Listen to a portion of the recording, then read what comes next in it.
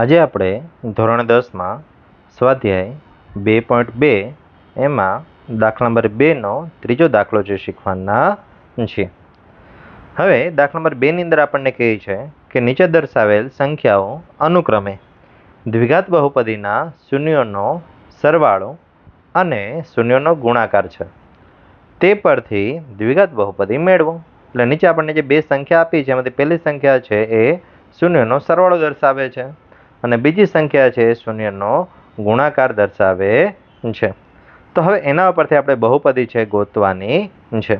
તો હવે જોઈએ તો કે અહીંયા લખીએ ઉકેલમાં શૂન્યનો સરવાળો એનું સૂત્ર યાદ કરીએ તો કે આલ્ફા પ્લસ બીટા બરાબર આપણને કેટલી કિંમત આપી છે 0।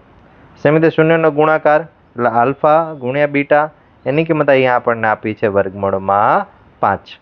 ચલો હવે આપણે આલ્ફા પ્લસ બીટા એનું જે સૂત્ર હતું યાદ કરીએ કે એનું સૂત્ર શું હતું તો કે -b ભાગ્યા a બરાબર 0 અને આલ્ફા ગુણ્યા બીટાનું સૂત્ર શું થાય તો કે c ભાગ્યા a બરાબર વર્ગમૂળમાં 5। ચલો હવે આપણે અહીંયા શું કરીએ તો કે આપણે a b અને c ની કિંમત છે શોધી લઈએ કે જેથી કરીને આપણે બહુપદી છે એ સરળતાથી ગોતી શકાય। કારણ કે બહુપદી છે એ કેવી રીતે મળશે તો કે p ઓફ x બરાબર ax નો વર્ગ પ્લસ bx પ્લસ c। હવે એમાં આપણે a b અને c આ ત્રણેયની કિંમત મૂકી દઈશું એટલે આપણને બહુપદી છે એ મળી જશે। ચલો તો હવે આપણે બહુપદી શોધવા માટે abc શોધવા પડશે। હવે abc શોધવા માટે આપણે શું કરીએ તો કે કોઈ એક અચળ સંખ્યા ધારવી પડશે। હવે શા માટે અચળ સંખ્યા ધારવી પડશે કારણ કે અહીંયા વર્ગમૂળ 5ના છેદમાં ધારો કે 1 છે, પણ અહીંયા આના સિવાયની બીજી સંખ્યા પણ શક્ય છે। ધારો કે 2 વર્ગમૂળ 5ના છેદમાં 2 પણ હોઈ શકે, 3 વર્ગમૂળ 5ના છેદમાં 3 પણ હોઈ શકે। આવી ઘણી બધી અલગ અલગ પ્રકારની સંખ્યાઓ હોઈ શકે। એટલે કે a b અને c બરાબર અહીંયા અલગ અલગ ઘણી બધી સંખ્યા મળી શકે। એટલે આપણે ફરજિયાત અહીંયા કોઈ એક અચળ સંખ્યા ધારી અને પછી જ a b c અને કિંમત શોધશું। એટલે કે અહીંયા ધારી લઈએ કે ભાઈ ધારો કે k અચળાંક છે।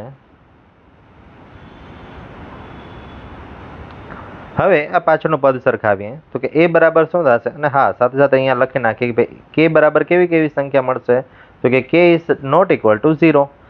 0 સિવાયની તમે k ની કોઈ પણ સંખ્યા અહીંયા લઈ શકો છો।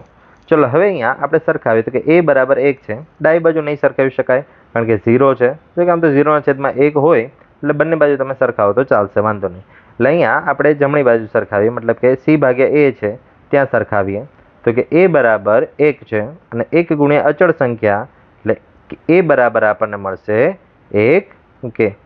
ચલો હવે આગળ તો કે b પછી શોધીએ, પહેલા c શોધી લઈએ તો કે c બરાબર વર્ગમૂળ 5 અને એને ગુણ્યા k એટલે c બરાબર આપણને મળશે વર્ગમૂળમાં 5k।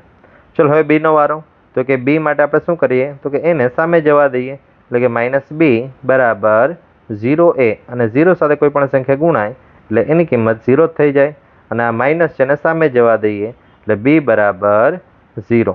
પણ અહીંયા સાથે આપણે અચળ સંખ્યા લખી નાખીએ મીન્સ અચળાંક એટલે અહીંયા b બરાબર 0k।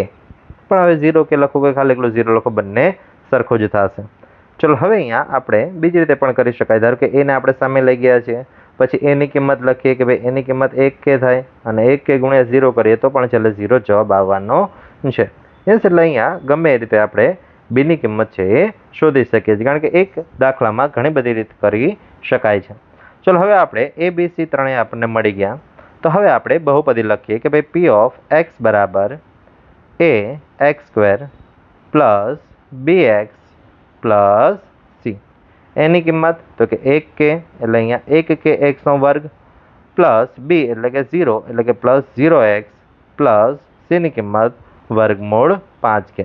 હવે વચ્ચેનું પદ 0x છે એટલે કે 0 ગુણ્યા x એટલે વચ્ચેનું પદ આખું 0 થઈ જશે એટલે વચ્ચેનું પદ આપણે લખવાની કોઈ જ જરૂર નથી। એટલે કે 1k x નો વર્ગ વચ્ચેનું પદ 0 થઈ ગયું એટલે કાઢી નાખ્યું પ્લસ વર્ગમૂળમાં 5k।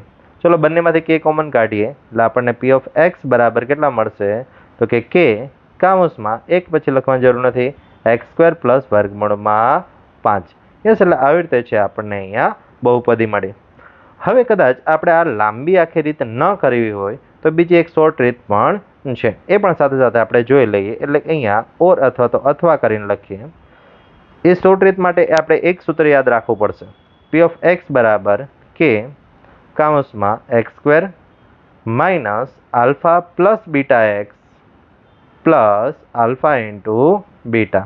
યસ, હવે અહીંયા જે આપણે આલ્ફા પ્લસ બીટા છે ત્યાં આપણે આલ્ફા પ્લસ બીટાની જે કિંમત હતી એ આપણે મૂકી દઈશું અને આલ્ફા ગુણ્યા બીટા છે એની જગ્યાએ આપણે આલ્ફા ગુણ્યા બીટાની કિંમત મૂકી દઈએ એટલે સીધું જ ડાયરેક્ટ બે સ્ટેપમાં તમને બહુપદી છે એ મળી જશે. ચલો હવે કિંમત મૂકીએ તો કે સૌથી પહેલાં તો અહીંયા કે એમના એમ કાઉન્સની અંદર એક્સનો વર્ગ એમના એમ માઇનસ આલ્ફા પ્લસ બીટા કેટલા હતા તો કે 0 હતા એટલે અહીંયા 0 લખી નાખીએ પ્લસ આલ્ફા ગુણ્યા બીટા એ વર્ગમૂળમાં 5 હતા. ચલો 0 ગુણ્યા એક્સ તો કે 0 થઈ જશે એટલે અહીંયા કે એક્સ સ્ક્વેર વચ્ચેનો પદ 0 થઈ ગયું નીકળી ગયું પ્લસ વર્ગમૂળમાં 5 એટલે અહીંયા તમે જોઈ શકો છો કે બે જ સ્ટેપની અંદર આખી જે બહુપદી છે તમને મળી જાય છે. એટલે આ શોર્ટ રીતે પણ તમે દાખલો કરી શકો છો. પણ એક વસ્તુનું ધ્યાન રાખો કે જ્યારે તમને આ જ દાખલો 2 માર્ક્સમાં પૂછાય ત્યારે ઉપરની લાંબી રીત કરવાની અને જ્યારે 1 માર્ક્સમાં જ્યારે જરૂર પડે ત્યારે આ નીચેની શોર્ટ રીત છે તમે કરી શકો છો. કારણ કે ઘણીવાર શું થાય કે બોર્ડના પેપર ચેકિંગમાં આ ટૂંકી રીત હોય તો ઘણા બધા કદાચ પ્રોપર માર્ક્સ ના આપે. જો કે આમ તો જનરલી આપવા જ પડે એને, પણ તેમ છતાં એ શિક્ષક ઉપર આધાર રાખે. એટલે આપણે જો 2 માર્ક્સ હોય તો ઉપરની રીત કરવાની અને 1 માર્ક્સ હોય તો નીચેની રીત છે એ કરશું. Thank you.